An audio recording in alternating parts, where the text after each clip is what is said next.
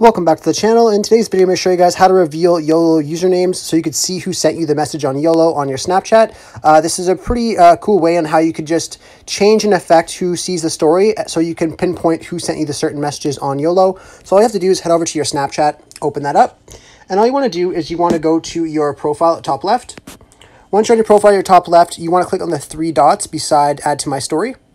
And then you want to click on Story Settings and OK. So what you want to do here is you want to go to custom and you want to choose on the people that you want to see the story. So just choose the people that you want to actually ask you a question, whether it's 5 people or 10 people, the less is better.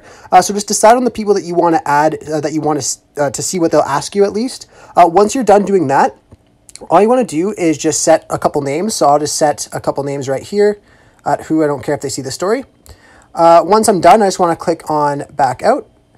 And then it will show only those people your story. So now what you want to do once you have that set up and done is you want to exit out of here and go to the Yolo application and open that up.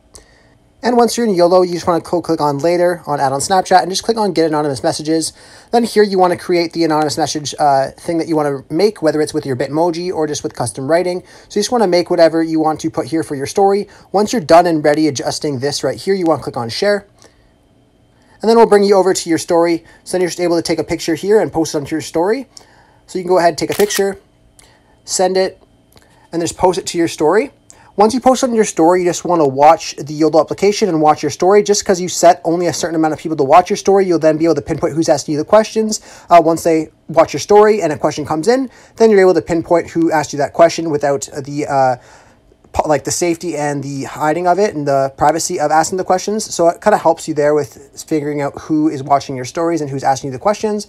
I hope I was able to help you guys out with showing you guys a way to figure out who is watching and asking you questions on your Snapchat stories. If this was helpful to you, be sure to click a like on the video and subscribe for more content. Thanks for watching.